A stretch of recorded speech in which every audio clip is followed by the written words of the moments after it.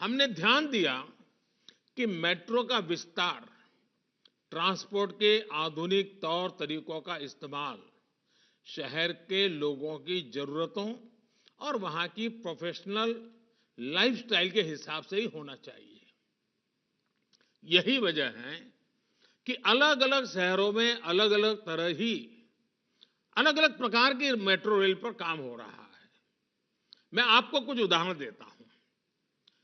RRTS यानी regional rapid transit system, Delhi Meerut RRTS का शानदार मॉडल दिल्ली और मेरठ की दूरी को घटाकर 1 घंटे से भी कम कर देगा।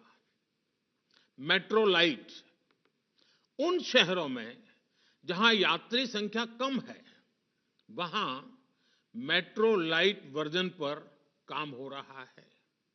ये सामान्य मेट्रो की 40% लागत से ही तैयार हो जाती है। मेट्रो नियो, जिन शहरों में सवारियां और भी कम हैं, वहां पर मेट्रो नियो पर काम हो रहा है।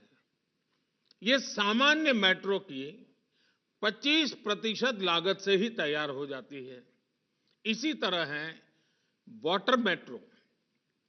ये भी आउट ऑफ द बॉक्स सोच का उदाहरण है। जिन शहरों में बड़ी वाटर बॉडीज हैं, वहां के लिए अब वाटर मेट्रो पर काम किया जा रहा है।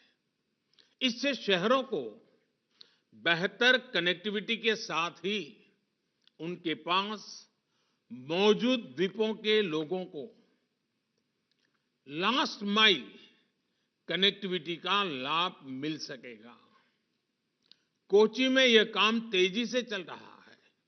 और साथियों, हमें यह भी ध्यान रखना है कि मेट्रो आज सिर्फ सुविधा संपन्न पब्लिक ट्रांसपोर्ट का माध्यम भर नहीं है, ये प्रदूषण कम करने का भी बहुत बड़ा जरिया है। मेट्रो नेटवर्क के कारण सड़क से हजारों वाहन कम हुए हैं, जो प्रदूषण का और जाम का कारण बनते थे। साथियों, मेट्रो सर्विसेज के विस्तार के लिए मेक इन इंडिया भी उतना ही महत्वपूर्ण है। मेक इन इंडिया से लागत कम होती है, विदेशी मुद्रा बचती है और देश में ही लोगों को ज्यादा से ज्यादा रोजगार मिलता है। रोलिंग स्टॉक के मानकीकरण से जहां भारतीय मैन्युफैक्चरर्स को फायदा हुआ है, वहीं हर कोच की लागत अब 12 करोड़ से घटकर 8 करोड़ पहुंच गई है। साथियों, आज 4 बड़ी कंपनियां देश में ही मेट्रो कोच का निर्माण कर रही हैं।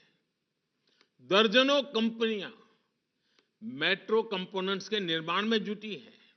इससे मेक इन इंडिया के साथ ही आत्मनिर्भर भारत के अभियान को मदद मिल रही है। साथियों, आधुनिक से आधुनिक तकनीक का इस्तेमाल ये समय की मांग है। अभी मुझे बिना ड्राइवर के चलने वाली मेट्रो रेल का उद्घाटन करने का अवसर मिला है।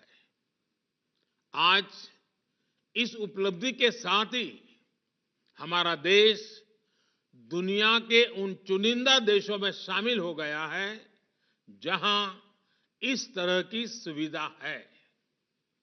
हम ऐसे ब्रेकिंग सिस्टम के भी प्रयोग कर रहे हैं जिनमें ब्रेक लगाने पर 50% ऊर्जा वापस ग्रिड में चली जाती है।